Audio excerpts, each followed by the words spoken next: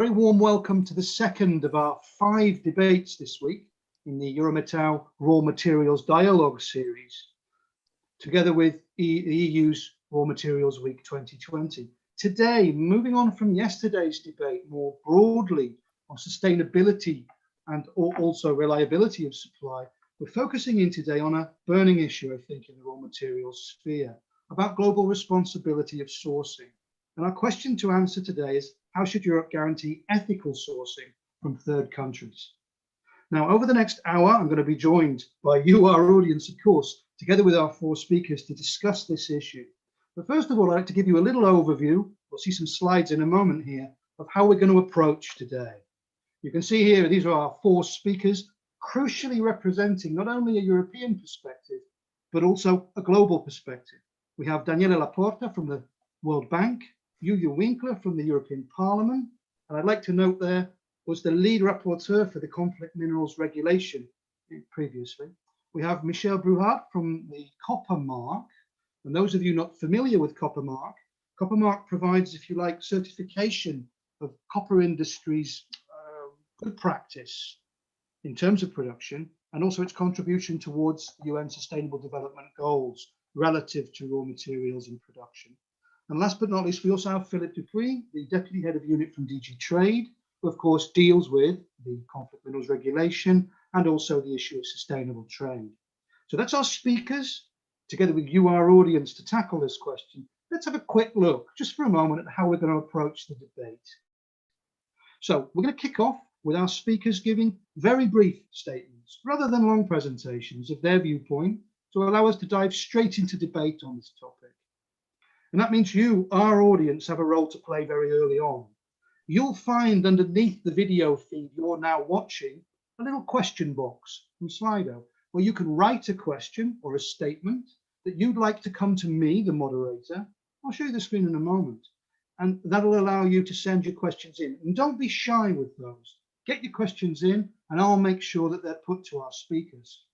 And then, following the initial remarks and your inputs of questions, we'll go straight into an interactive debate, again, fueled by your questions.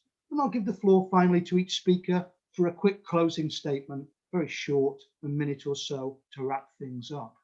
So let's move on to the next slide quickly. As you can see, as I said, just below your video feed there, that's the area where you can type in your question. Yesterday in our 1-hour debate, looking at raw materials supply and sustainability and the reliability of supply, we got over 50 questions in an hour, which I managed to pose about 20 of them. So do feel free to match yesterday's audience with your efforts today. Right, that's the introduction, that's the plan, that's the program. And now let's go over to our speakers. Let's get things kicked off then with our initial statements. So Danielle, I'm going to go straight to you first, giving us the point of view from the World Bank. Question for you. What do you think from a World Bank perspective that we actually need to help resource-rich developing countries benefit from Europe's raw materials and climate agenda, very ambitious climate agenda, while also making sure that the third world doesn't suffer from this, in line with the World Bank's climate smart objectives?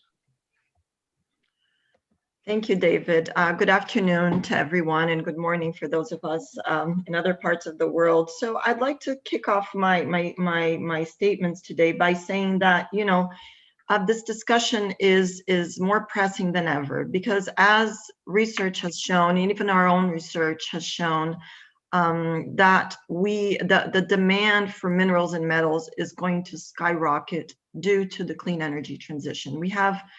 We're seeing that if we are to reach our very ambitious climate goals, we will need to produce a lot of minerals and metals. And as we know, this transition comes with challenges. Mining operations, for example, they use significant amounts of energy, they contribute with substantial greenhouse gas emissions, and they can scale up the conflicts associated with water use, for example. And a further complication is that many of these so-called climate action mineral deposits are in tropical forests already under enormous development pressure. So all this can affect vulnerable communities, the environment, So this increased extraction and processing activities of these minerals, if we don't manage them correctly, they could really undermine the world's efforts towards climate neutrality, including the EU's efforts towards climate neutrality. So to answer more specifically your question, we know that resource-rich developing countries will have a major role to play in this transition. We see that low carbon minerals and metals such as lithium, nickel, copper, and cobalt are concentrated in many parts of the world, and especially new resources are particularly located in sub-Saharan Africa and Latin America, for example.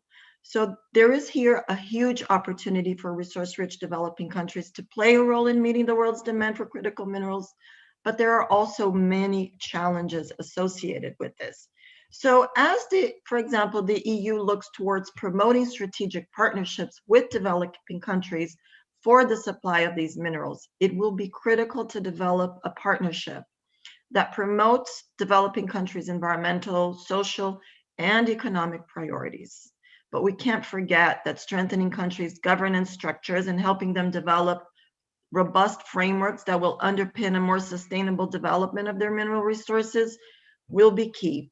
So just to give you an idea that we at the World Bank, we launched the Climate Smart Mining Initiative, which provides an effective framework to help ensure that the benefits from this global shift from fossil fuels to renewable energy is not overshadowed by negative climate, environmental, and social impacts along the supply chain of these critical minerals and metals.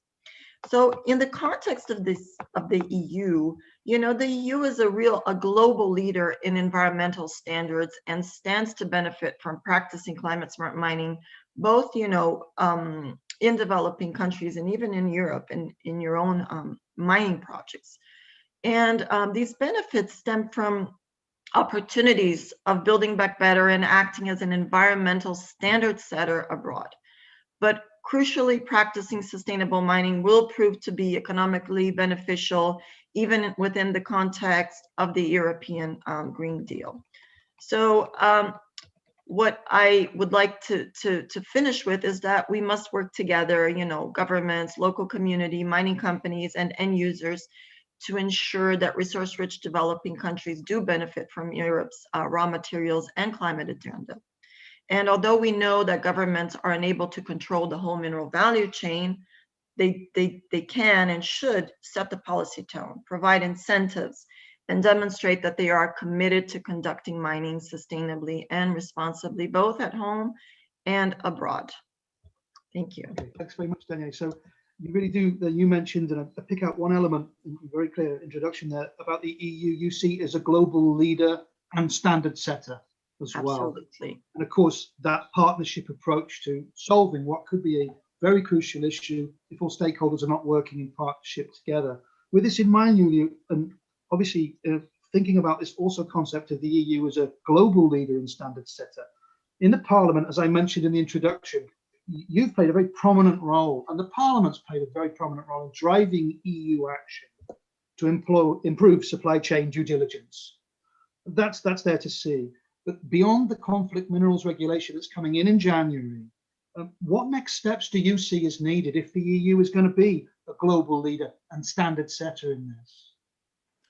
Yes, well, thank you very much. Excellent question. Good morning or good afternoon to the respective participants, and thank you for having me here on this panel.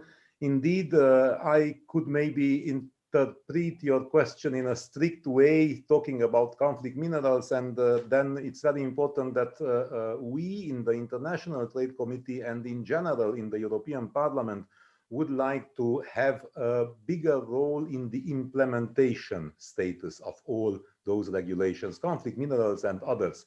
And also, speaking about conflict minerals, a revision clause will be coming eventually. So of course that we left our possibility, or we created our possibility in the regulation that if corrections should be needed, then we can learn from experience and get better on the path course, on the trajectory of our experience. But also I would like, David, to answer you in a more broader sense about what should be the next steps. And I think that the way forward has, it's a recipe with several ingredients. And I just would mention two important ingredients, because otherwise we need a larger conference to touch on all the ingredients of my recipe, but our recipe should it be. But two ingredients. First, feasibility. And I think any piece of legislation that we will be debating in the following months and years in the European Parliament at the level of the European institutions has to keep in mind that we cannot overburden our small and medium enterprise. We cannot overburden our industry. We have to be still on the ground of feasibility, because we are speaking of a huge degree of complexity. Those are not simple regulations and will not be simple regulations. Those are very complex pieces of legislation needing the European level, the member state level, the local level, and of course also because we are acting globally. So we need the global partnerships, as it was already mentioned quite rightly by our colleague. So this would be my first ingredient. And my second ingredient, if I may add one more from my recipe, it would be the way that we are thinking and acting towards industry. I mean, we as regulators, we as legislators, industry is our legitimate stakeholder. Industry should be on board in and has to be on board in all the regulatory process, the inception of a regulation, then of course in the implementation. And one important lesson in this line coming from the conflict minerals regulation would be that we have to create the legal way of recognition of industry initiatives. Because we created this in the conflict minerals regulation, I'm sure it will be a very good way to implement efficiently our regulation, but it is a must to all future pieces of legislation. So any supply chain due diligence scheme, maybe we will have it in sectors, or maybe we will have horizontal legislation. People are proposing many ways to approach this. But in all cases, I think we have to create the legal framework to take on board industry already created initiatives, or industry initiatives which will be developed by our economic players in the course of the elaboration or debates of future pieces of legislation. Right, thanks very much, Julio. So I see you mentioned this idea very strongly then of the need to really input. You'd like to see the Parliament more involved in implementation, not only for the conflict minerals regulation, but also for the 2023 planned revision as well, where obviously the scope's going to be widened. And from, I think, what we all understand, will be including other metals as well, beyond at the moment the 3 Ts and gold that we have. And also your ingredients, if you like, for your recipe. I'm very happy to say we're already, as a panel, we're already cooking 12 minutes into our debate, which is always a good sign, with your ingredients of feasibility. But also, and if I've captured you correctly, you're suggesting that from beginning to end of process of regulation, you see that industry should be treated as a willing partner rather than an adversary, in a sense. Exactly. Exactly. Okay, captured. Right, with that in mind, I'll pass on now to Michelle for your views, and I'll pose a question to you. Obviously, through your work with Coppermark, it gives you a pretty broad-based view of the metals industry, copper and others. And on that basis, where do you see that European industry is already taking action to make sure that its raw materials are respecting sustainability and not harming third countries and developing countries? And what, in all honesty, do you see as maybe the issues that still need to be resolved in that way? So what's the good practice and what can be improved? Thanks so much, and good day, everyone. Again, it's a pleasure to be part of this conversation. We've heard some really good points and arguments already. Copper, of course, is one of the key materials that will be needed for the clean energy transition. And so it's only logical to look at how that raw material is produced. The Coppermark, in many ways, represents the commitment of the copper industry to make sure that going forward, starting today, but going forward as well, copper lives up to that expectation that it is a material that's responsibly produced. And some of the interesting points I would raise, not just limited to the European participants in our scheme, but generally, is the importance to look at responsible production comprehensively. What is an issue in one geography may not be the most important issue in another geography. It is important not to lose sight of the fact that while we have very much priorities around decarbonization and climate action, there are climate risks that manifest themselves in different ways at different sites. There are human rights related risks in supply chains, depending on operations and geographies. And so there's really a need to look at responsible practices comprehensively and to understand that situations and contexts may vary in different supply chains, different geographies. It's important as well that efforts we put in place are inclusive. I think we're seeing a lot of leadership. We're seeing a lot of leadership in Europe. We're seeing a lot of companies paying attention to developments in Europe. We're seeing, again, European companies leading in their practices, but we also have to make sure that others are following. With the Copper Mark, we've tried to establish a mechanism to help move the bulk of the industry, help us to get to the middle of the industry and really make sure we're broadening the awareness and the implementation of these responsible practices. And I think to that, we can only do so if we start to connect all these different dots, whether that's in Europe, whether that's horizontally, vertically, across different industries, along the different value chains, across different metals.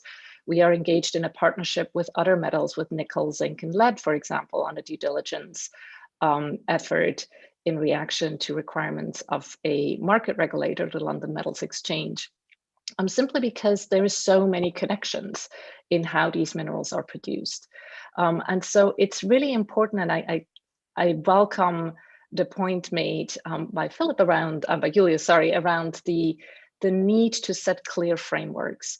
How do we start to complement each other? How does different initiatives from regulators, from industry, again, across different sectors along the value chain, how can these complement each other? What are the framework conditions that we can set in place in Europe that will help us achieve the objectives in the European Green Recovery and Green Deal, but that also help us leverage all these efforts that are already underway, that help us recognize the strengths of these different systems and approaches, and that really help us get engaged, not just with a segment of the market that's been heavily engaged and contributing to these discussions, but how do we move beyond that segment? How do we get the rest of the industry on board and make sure that this becomes an effort that is worthwhile for them? The last thing I would add to this discussion is the need for any action, and I think for companies and again for regulators and other stakeholders, to build standards and systems in a way that they incentivize engagement. We have seen this with conflict minerals. We have seen this with other raw materials, where if the incentive is to de-risk supply chains, if the incentive is to simply shift away from higher risk locations, we will not be able to achieve our objectives of more responsible production and more responsible supply chains. Thanks very much, Michelle. I pick up particularly on a number of the points you've raised about inclusivity, echoing what we heard before. You've raised the issue of incentives, which I'm sure we'll discuss later. And also you've widened, in a sense, thinking about the social aspects. In fact, I've already had 2 questions coming in from the audience, among many others, as you've all been speaking, asking about the wider concept of labor rights, social issues, beyond just environmental and sustainability aspects of sourcing raw materials from third countries, which I'm sure will form part of our debate as we go on today. Now, bearing in mind, we've also got to hear from Philippe. Then, Philippe, I'll hand over to you with a question. Obviously, from the point of view of the European Commission, we're all interested to know what you see as Europe's progress with implementing the conflict minerals regulation. January is the deadline. Of course, we're now in mid-November.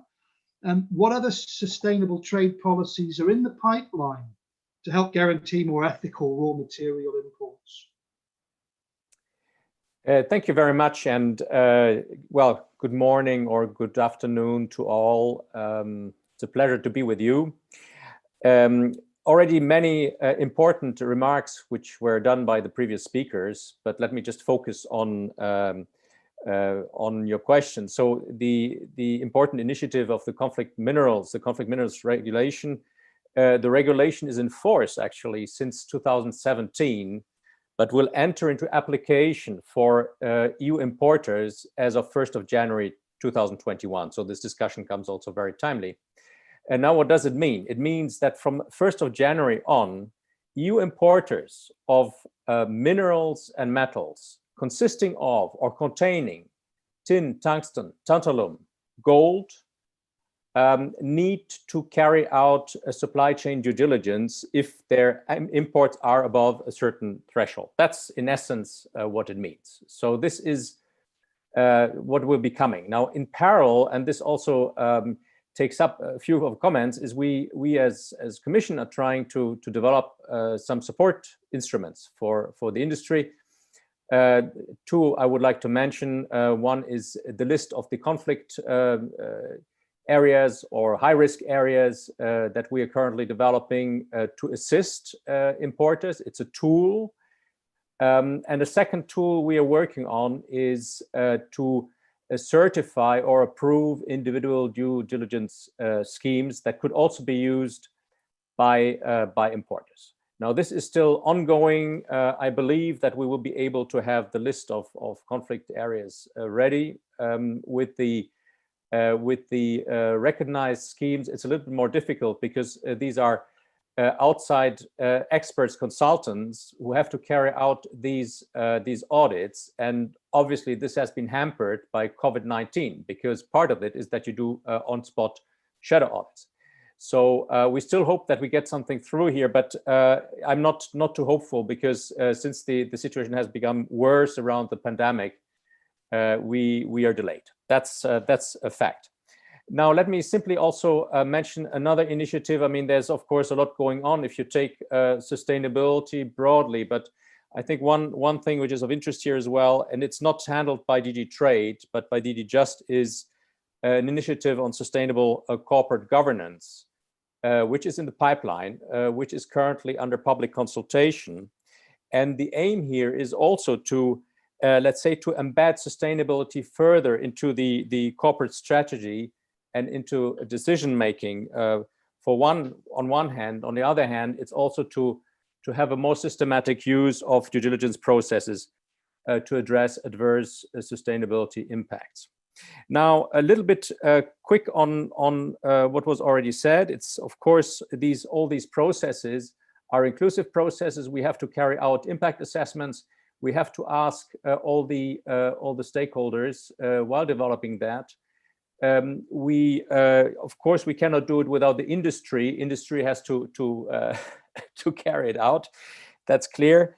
And in that sense, also it has to be feasible. By the way, it also has to be in line with the WTO requirements because it also goes into the international supply chains. So looking at TBT, for example, it has to be something which is not overly burdensome as well from that perspective. A last point, very quickly on direction, it's that this conflict minerals regulation, once it is into application, and yes, Julia Winkler mentioned it will be also then in a review, but what we also want to use it for is we will learn from it. And I think this also has to feed into the other initiatives. And then, and that also maybe comes a little bit to what Michel said, we also need to see that all these initiatives or what comes out then is also coherent and works together. Thank you. Okay, thanks very much. I'm going to throw at all four of you straight away a question that's come up from multiple players in our audience. And the question goes a little bit like this. We've looked from obviously a global, we haven't just focused here on Europe, but also from a global perspective. I think there's a consensus that we need global partnership on this as well. But there's a question here, and it says this, a statement in the question for you. China has economically conquered Africa in previous years. We know that they've opened hundreds of embassies and missions across Africa, and they've secured a lot of supply. without a lot of care for due diligence from the perspective of what we in Europe view as due diligence. So why is Europe acting so late? And are we acting in a little bit of a vacuum here? Because a lot of our plans seem to be irrespective of what other players are doing in the market. I don't know how each of you would react to that. Other countries have already taken great leaps without due diligence and will continue to do so. They are the global competitors of Europe and European industry. Are we operating a little bit in a bubble here? I don't know who wants to pick that up. It's a rather controversial question from my point of view. Anybody? Julio, I'll bring you in on that. I can see you smiling. Yes, I am smiling because I'm not so sure that it's just so simple to say. I know that are many legends about the economic conquering of Africa by China, but then when we look to the figures and facts, it's not so clear that such a thing has happened. It's also something like the Belt and Road Initiative. Many legends, but not so many economic facts. Of course, we have to take into consideration all this, but maybe just an interesting fact. When we were working on the conflict minerals regulation, it appeared a Chinese due diligence scheme. So you have to know that our Chinese colleagues also are working on something similar, because of course the conflict minerals regulation for those four metals, tin, tantalum, tungsten and gold, it is about importers to the European Union. So when you have a smelter globally in any region of the globe, by that matter in China too, the products of that smelter, in order to be importable to the European Union, have to respect certain conditionalities, certain criteria. So it's the interest of our economic partners, be they competitors or whatever, but it's their interest that they should comply to a regulation which is working and is feasible, and it's done by the European Union. So yes, of course, we are all in a global competition, but that competition is not yet decided. And I'm very clearly sure that the European Union, our economic players, our actors, have still a very heavy word to say in this global competition. Okay, thanks. I'm not sure if any of you have any further views on this. So for you, it's really a question that the Chinese tiger is being overestimated here a little bit. Okay, Philippe, I see you want to come in, Philippe, as well? Yes, please. I don't know whether I have entirely understood the comment, but I think as well that if it's about competition, well, I don't think that due diligence is so much the prime element here. Of course, it can have, elements of level playing field, etc. That's clear, but it's not the essential element which makes out competition, I think. Then there was a question whether we come too late with that. I don't think this is really related to competition, but you can of course debate about when these initiatives came in. But I think we have been, if you look at it, for example, in terms of the conflict minerals, I think we have been immediately after the United States to bring something on the rails. So we might not. I don't think we are too late in relative terms. Now you can always say in absolute terms, what did we do before in order to address, for example, questions of forced labor in mining along supply chains? That's something you can ask, but I think it's difficult to give an answer to that. Okay.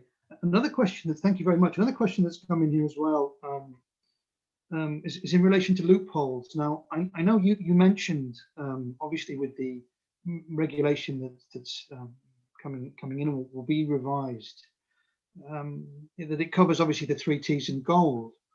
The question really is along the lines of, do you see the loopholes in this regulation as problematic?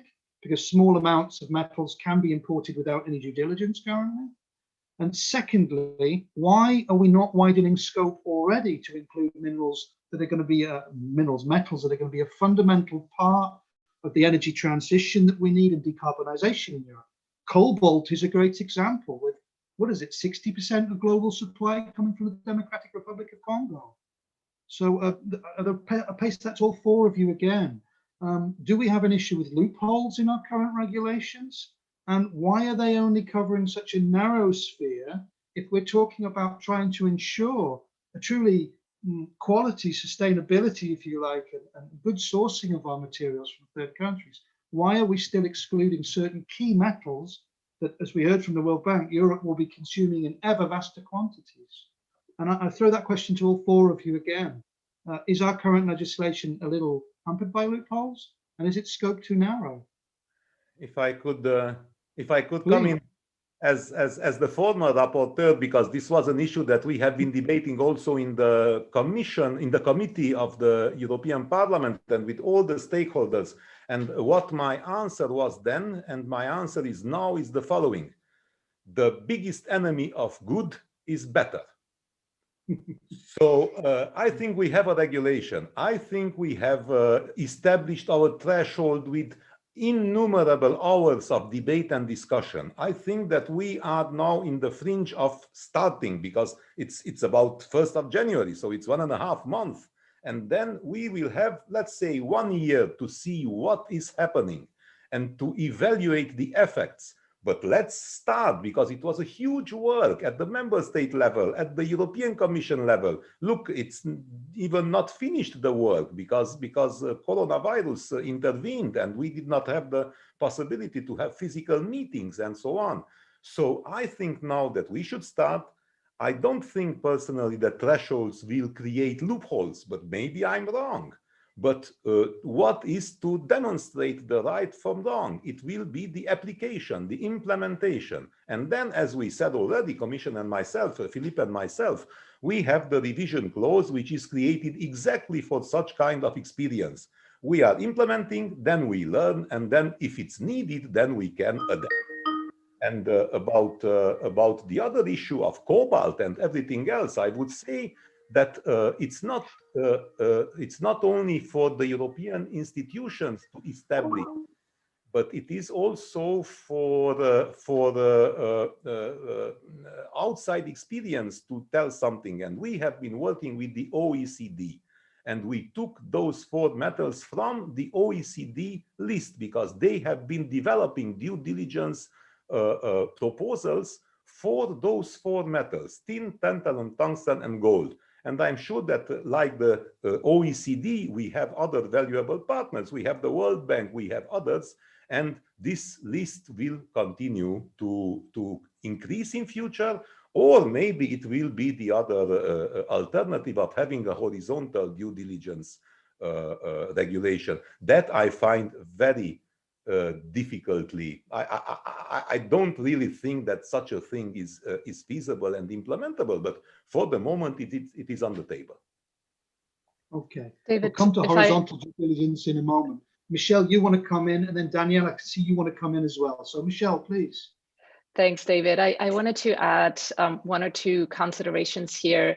Maybe starting with loopholes, it's important to keep in mind what the objective is that we're trying to achieve. We can trace, or we can try to trace, every scrap of metal back infinitely through the supply chain. But is that helping us achieve the objective? Right? When the conflict minerals, the Dodd-Frank Act in the US was passed, the initial reaction in the industry scheme was to trace 100% of inputs. And we've moved away from that and went to look at management systems in place, went to look at the systems companies put in place to understand their counterparties better, to understand due diligence systems better, to map their supply chains, to engage with their suppliers, all of which are actions that will ultimately have a bigger impact on practices on the ground than us trying to trace for the sake of tracing small amounts of metal through the supply chain. So I think it's really important to keep in mind, what's the intention of the due diligence? What's the objective that we're trying to achieve? And not maybe focus too much on, is there 100% traceability for every piece of metal that we have. And the second point I wanted to raise is the signal is very clear with the regulation, whether it now already includes other metals or not. The EU conflict minerals law, the OECD due diligence guidance, the US Dodd-Frank Act, they all refer to the same OECD due diligence guidance for due diligence. That is the same document we are now using for copper, for nickel, for zinc, for lead. So the signal that has been sent by the regulation is very well understood by other metals. It's already implemented by other metal supply chains. And so the importance here is that we remain aligned with recognized frameworks, is that we do not diverge from established international frameworks that are widely adopted and recognized, but that we seek to create uptake and understanding for those frameworks in different sectors and different metals. Whether, again, that is done through a regulation in 2023 or 2021 or 2025, at the end of the day, I think the signal has been received and there is a consensus over what the appropriate framework is that we need to implement across these supply chains. Okay, is that something that all three of our other speakers would agree with, that there is now broadly a consensus on direction? And as you pointed out, it's not a question of trying to achieve perfect before you launch, but actually get going and learn as you go. Is that something that you all see as a way forward, or do people have any divergent views on that?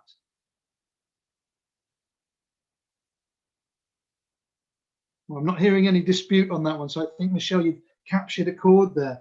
Yuliu, I'd like to bring you in, but before I do, I want to ask you all a question as well. Yuliu touched upon this idea of horizontal due diligence legislation. Yeah? And the EU's thinking about bringing this in next year, if I understand correctly. And I'd like to ask you all what you think. Yuliu, I know you've already mentioned you have some concerns about this, but I'd like to hear also from Michelle, Daniele, and Philippe about this. A question that came from our audience is, what do you think about this due diligence legislation from the EU? Is it needed? And will it actually improve things on the ground? So, Yuliu, over to you. Okay, thank you. This time I will be very brief. I just want to make a statement on the light of necessary sincerity. And I would say, please don't mistake myself with the whole European Parliament. So I'm here to share with you my convictions, my ideas. I'm a member from the EPP group. I'm coming from Romania, which was since 1989 a communist country. I have an industrial background and I have a very specific view, and I share this view with you. But I feel obliged to tell you that others in the European Parliament, other political groups and other members of the European Parliament have rather different views on all these topics, having much sensibility about compulsory regulations, about mandatory provisions, about extending everything towards the perfection, which I don't believe in, because I think perfection is something that has to be built brick by brick. And I think our regulation, as it was said, and thank you, Michelle, for having this very important remark, we build up something that has to be coherent with itself. And then we started something, so now let's build the whole building from various elements. But okay, noted. Consensual elements. Yeah, okay. Daniele, I'll bring you in here as well. I don't know how you would come in on this, and any other points that you want to raise in relation to the points that we've already spoken about. Yeah, just David, I wanted to make a point regarding the Conflict Minerals Act regulations, just to make a distinction here, because when we're talking about conflict minerals, we're usually talking about 3 T's, we're talking about gold. And if we look at critical minerals for the clean energy transition, with the exception of cobalt, we're not really talking about the same context here. These minerals are not artisanally mined. They're mined by, large scale mining or medium scale mining operations. So these are very different worlds here that we're talking about. So I don't see loopholes in terms of, the conflict minerals regulation, because I think these things need to be treated differently.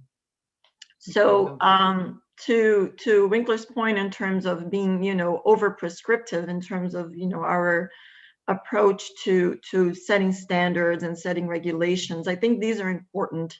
And as Michelle also pointed out, we have existing standards out there that that we can use and should improve as we go along, as we understand better these critical mineral supply chains. But that we can't be over prescriptive, because then we end up, creating an environment where you are really impairing, the development sometimes of projects, and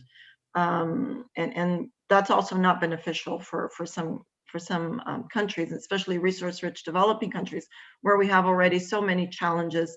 But it's important to say that, once again, I'm going to emphasize the need for strong governance and strong transparency in these resource-rich developing countries, because if we have those in place, then it makes it much easier to implement whatever policies and whatever standards are set. So it's critical that we continue to help these countries develop these. Noted. Philippe, can I hear from you? Can we hear from you on this as well? I don't know what your view is on the idea towards a sort of horizontal due diligence initiative at EU level.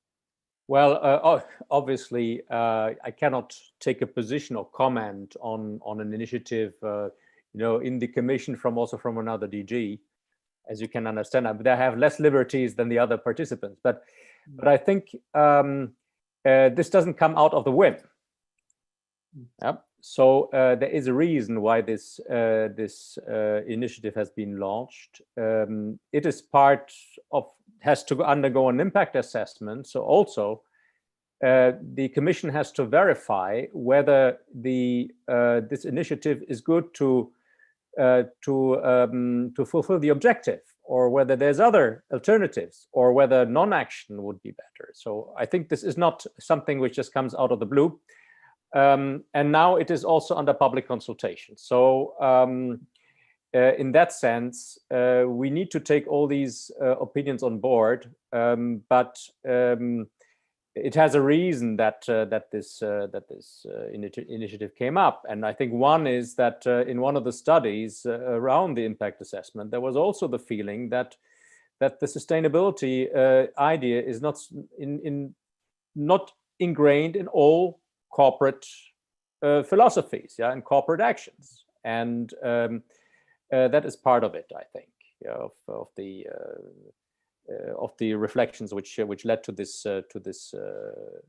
initiative, which is not at the end yet, because it's still in reflection and development. Okay. So from your side, then, I mean, obviously not wanting to force you to comment too much on the work of another DG, but you see it as potentially a useful tool in the toolbox to bring everybody on board with what's needed in terms of partnership to help deal with the issue of ethical sourcing. Okay.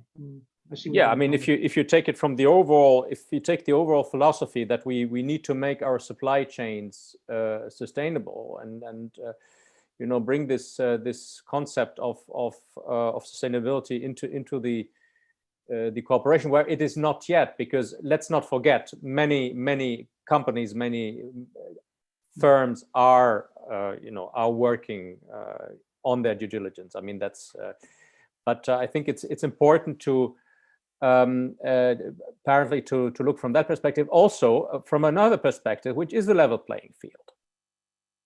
You want to have all the participants then also play along the same rules, and not have a few companies being very diligent about due diligence and others not using it, and then creating a loophole as well, in a way, in terms of, let's say, the level playing field of action. Yeah, point noted. We've got now another series of questions that have come in from our audience, and keep them coming, audience. Thank you very much. And this is an interesting one to slightly shift the focus of our discussion now. I want to throw this first to Danielle, if I can, and then Michelle to you, then to you, and then finally also on to you as well, Philippe. And it's asking a little bit more about action at a third country level.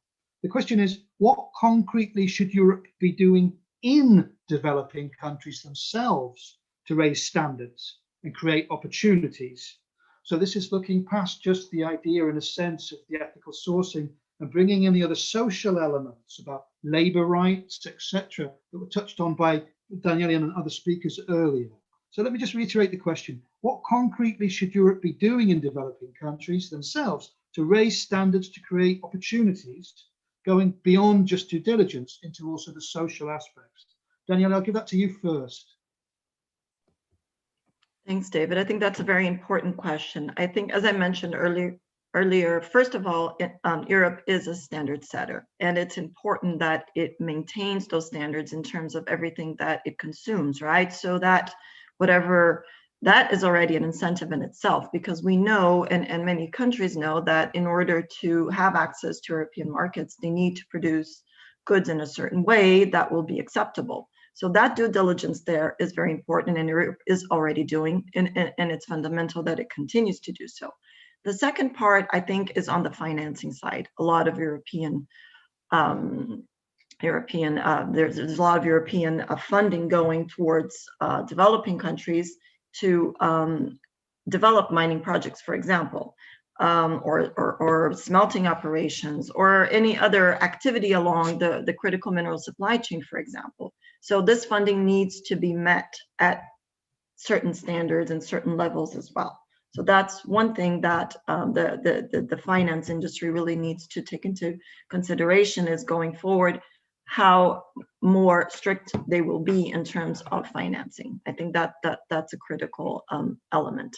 We're seeing pension funds, for example, already setting some of those standards. If you want to finance, any mining operation or any other activity or any processing activity along these critical mineral supply chains, certain standards need to be met. So that's another thing. And the third one is really continuing to help resource-rich developing countries think through their policies, their legislations, their regulations, which is something that Europe already does through their development programs. And I think that's important that it continues, because policy does matter in these countries in terms of setting the tone of how the industry will operate. It's very important that the laws and the regulations that underpin this development are clear and are robust and are transparent, and that this will provide, the environment for these standards to be higher and to be acceptable. Thanks. Michelle, I'll pass on to you now and get your views on that as well.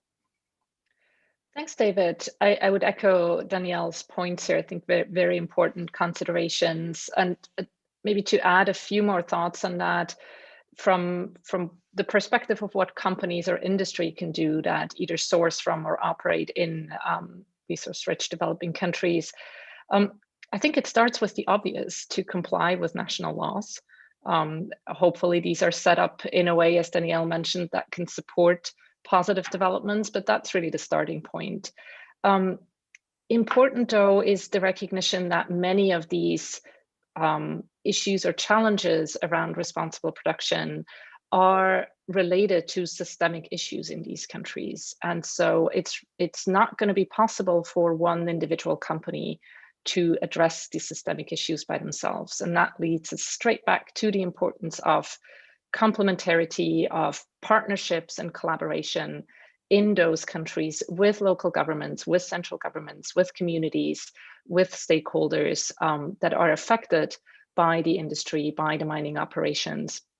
And in order for those partnerships to work, I think something else that's really important is to ensure that when we deal with such actors in third countries, when companies engage with their suppliers, there is a commitment to stay engaged. There's a commitment to stay engaged in the long run, to improve conditions and to have that improvement being measurable and there being evidence of that improvement over time, but to ensure that there is a long-term commitment to stay engaged and work with those suppliers and with those communities.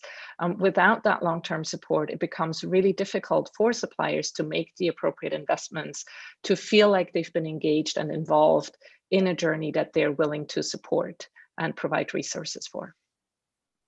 Thanks. Clear points are noted. Julia, I'll pass on to you and then on to Philippe afterwards as well. So Julia, what would be your view on this one? Thank you very much. Just continuing maybe the previous interventions, I would answer by a question. What do we want to do with those regulations? And I think the deeper answer is that we want to change the realities around the world. We want to empower workers. We want to empower children. We want to empower women. We want to safeguard endangered species. We want to save the nature. We want to reverse the climate change. We want to change the world. So that would be the European Union as a naive power. But we are such a thing because we are based on values. And I believe sincerely in this. So if we want to do all those wonderful things, and I'm speaking with deep sincerity and deep belief now in front of you. So if we want to do all those things, then we want to work with our partners, because we cannot achieve our goals if those partner countries don't have good governance. We cannot achieve our goals in failed states. We cannot achieve our goals among civil war. We cannot achieve those goals if we don't have powerful local communities. We cannot do good to others by enforcing, by forcing the good upon them. We have to convince, we have to change institutions, we have to be partners in building up administrative capacity. We have to be partners in building up good governance. And for this, of course, it's not only the diplomacy of the European Union, but it is very important, our trade agreements. Those are tools in our hands.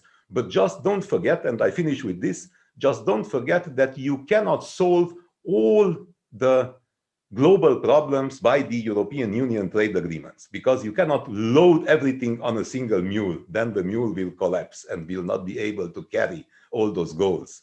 Indeed, a very clear visual metaphor for our speakers and audience, I think, Julia, of a collapsed mule. Philippe, I'm going to bring you in just to comment on that briefly and to get you all thinking as well. There's another question that's coming in from our audience that I had myself, because we've talked about legislators, supply chain players, third country citizens, third country governments, but we haven't mentioned yet EU consumers, because consumers create demand for products, and we haven't brought them into the mix yet. So keep that thought in your head for the next few minutes. So Philippe, is there anything you'd like to add on the discussion so far? Well, there's a lot I could add, but I will keep it short. I mean, the question was how far, our policies could help promote the social question more broadly, now going beyond the minerals. And I think Julia already mentioned one key thing. It's our trade agreements, where we have trade and sustainable development chapters, also with social and labor clauses. We have our unilateral trade instruments, like the general system of preferences, the everything but arms. That's one element. We also work via cooperation with the countries, cooperation projects. For example, we have teamed up with the OECD on responsible supply chain projects covering several countries in Southeast Asia and in Latin America. We have with the ILO a project on trade and decent work. Then there is, of course, the aspect of business and cooperation with the business on the spot. My previous job before joining this position in September I was the head of a trade section in Southeast Asia, covering 4 countries, from an emerging country to 3 least developed countries. And the EU business has been quite active there, also for a very simple reason. They can make the difference with promotion of due diligence, social labor, adherence to labor standards, to the local labor laws. They can do a lot. They need to be encouraged. But I think there's a lot happening there. And of course, it has also a competitive element that's clear. Be it that you can attract better people if you have a better company. In countries where a skilled workforce is rare, this makes a big difference. I mean, this is just a little glimpse on. Then we have, of course, the instruments like now conflict minerals. We had some activity around fisheries in Southeast Asia, labor conditions and fisheries in Southeast Asia. So I think there's a lot happening. I agree. It's certainly not the industry, if I talk about cooperation with business, the industry itself, which can solve the problems, but they have to give an important contribution to that. And the other thing is absolutely also echoing Julio Winkler. It's not EU DG trade policy which will change the world. It can create a contribution within the tools which are at the disposal of let's say our trade policy. I think this is very important. We have to, of course, to explore how we can use these tools usefully in that regard.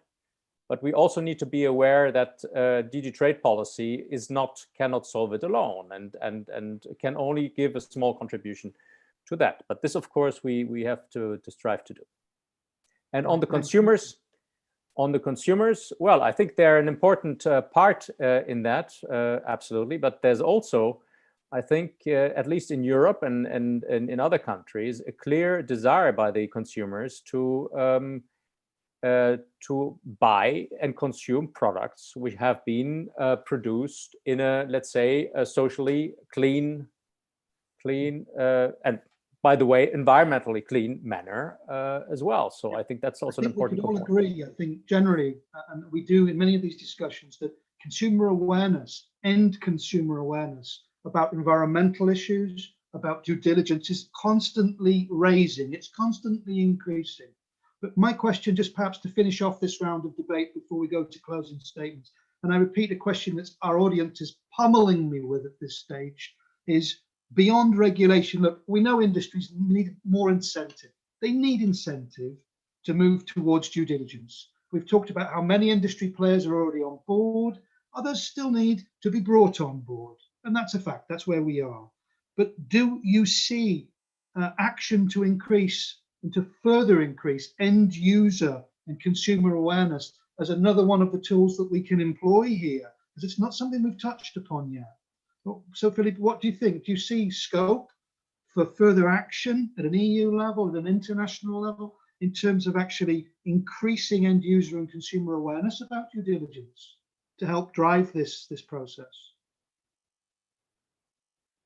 Yeah, I mean, it's an interesting question. Is the interest in due diligence itself or in the end result of due diligence?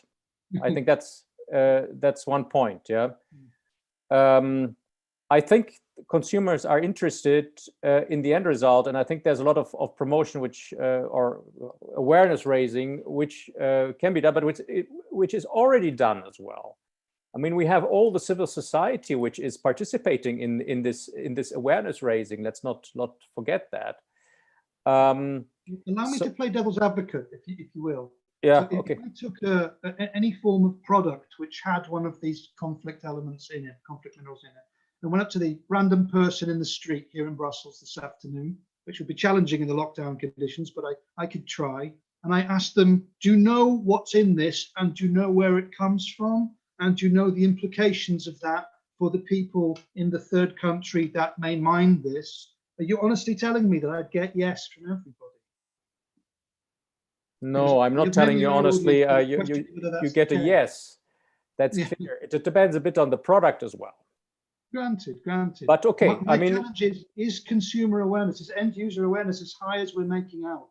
Well, I've heard you on that. You say that good initiatives are being taken. Let me bring in Daniele and then Michelle, then Julia to also comment on that if you don't mind. So Daniele, what do you think? Is there yes, scope?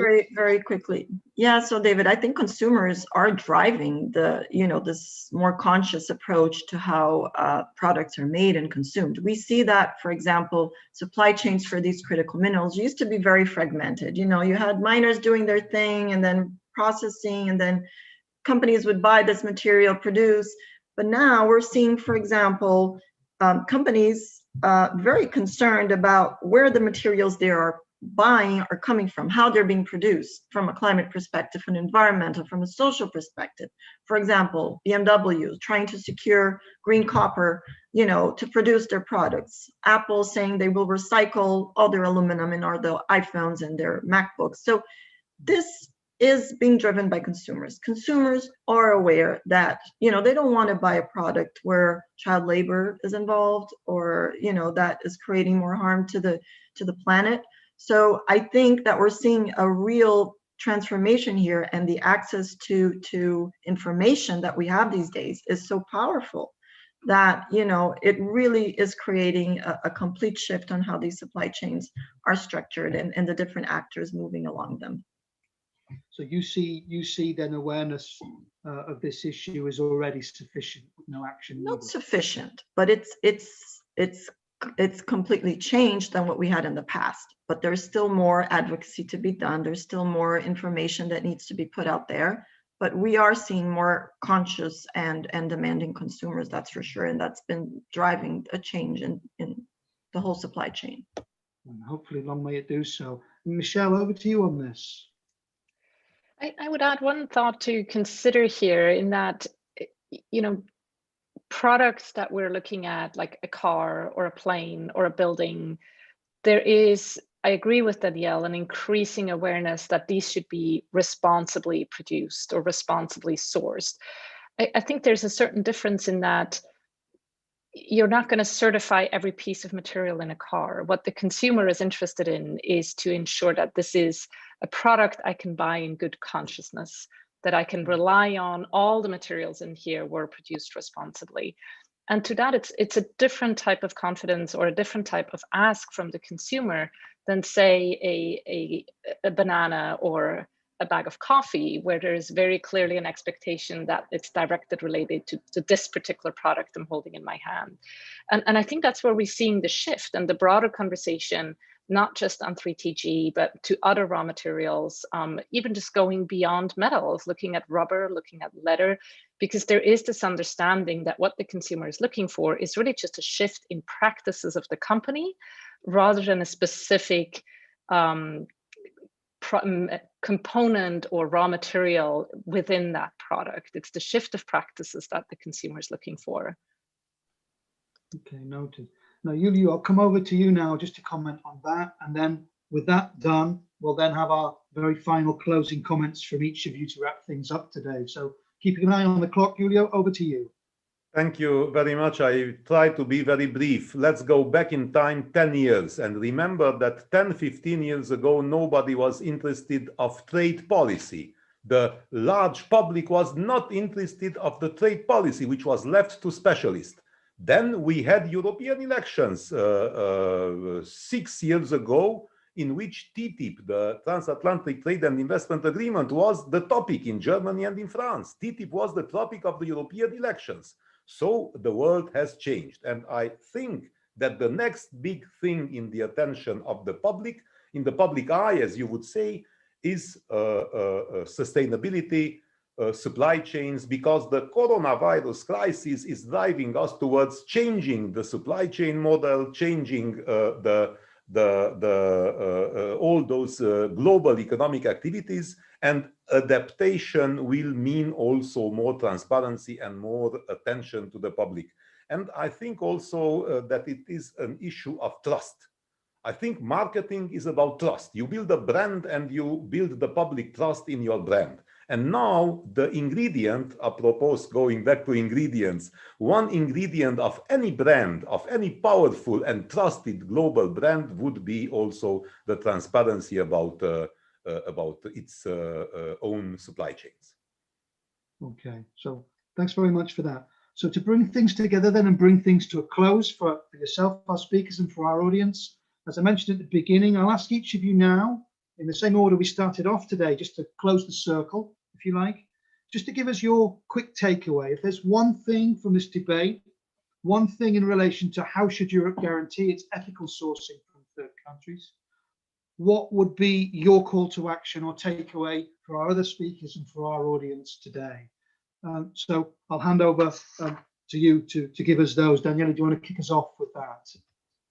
Yes, David, thank you. So for me, it's really, first of all, I think I want to leave, you know, my remarks here and with a positive note and an optimistic outlook in terms of where things are going. I've been working in the mining sector for more than 25 years now, and I really see that we are at a crossroad right now, and in a positive way, that we're seeing change and that we're seeing, you know, a shift towards more sustainable practices, be it just from the companies, but be it from from all stakeholders. And I think I want to leave here my message in terms of partnerships we need to work together, governments, the industry, local communities, civil society. So there needs to be a combined effort if we are to reach our sustainability goals, if we are to meet our climate goals. And I think Europe is going to be one of the driving forces in getting there. So my message would be build these partnerships and make them good and strong ones, because that's how we're going to achieve our goals. Thank you. Okay, thanks very much. Julio, over to you for your takeaway for us. Thank you. We are in front of two huge transitions, Europe and the whole world. It is the digital transition and it is the green sustainable transition. And in order to be able to implement those transitions, we need, and the public needs, and we need more transparency, more feasibility in our supply chains. We have to have a functioning regulatory background. We have to have good cooperation with stakeholders, including industry, but of course, third country stakeholders all over the world. And finally, as a member of European Parliament, I would leave this discussion with something important. I think it's nothing wrong in the fact that the European Union shall remain an idealistic power. We have values, we have ideals, and so let's create together the tools to implement those values and ideals of Europe and remain a global standard setter and reality shaper in future too. Noted, thank you. And Michelle, over to you. I would equally like to have a bit of a positive end here, because I think it's really clear that there's a lot of shared objectives and a lot of, we're moving towards the same goals and towards the same objectives. And I think Europe can and should continue to build the frameworks and set the standards to help us accelerate our progress towards those objectives, to help us set the frameworks within which different approaches, different models, different tools and mechanisms can help us get there faster, can help us build momentum, and can help us include more actors from different worlds, from different supply chains, from different sectors to work towards those objectives. Noted. And finally, last but by no means least, Philippe, how would you end today?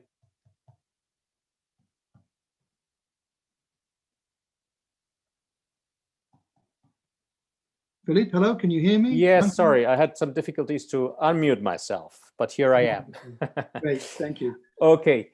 Look, I think what we heard is very encouraging. I think also from the perspective of the let's say the EU executive. I think there's this share objectives that's encouraging, that's supportive. And I think that the question of responsibility in the supply chain, of bringing values forward, this will rather become stronger than, it will not go away, and certainly it will become stronger. And this is because of this shared awareness of all actors, as we also have heard in this session here, but also because of and we come back to to what was said before, the raising awareness of our consumers and our users. But again, this should not be the motivator itself. I think the motivator for this should be intrinsically that we want to have, in a global world, also under the current challenges, we want to act by values and have these values also at the global level. And what we can do through our policy is to try to promote this in cooperation with our partners. Thank you very much.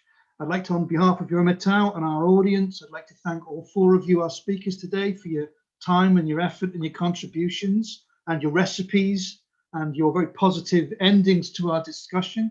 I'd like to give a big warm thanks to our audience as well for their participation and their questions for you.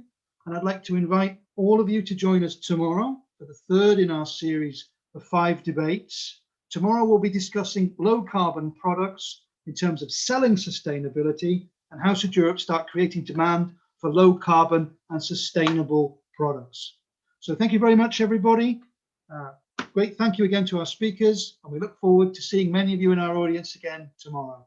Thank you very much. Bye-bye now.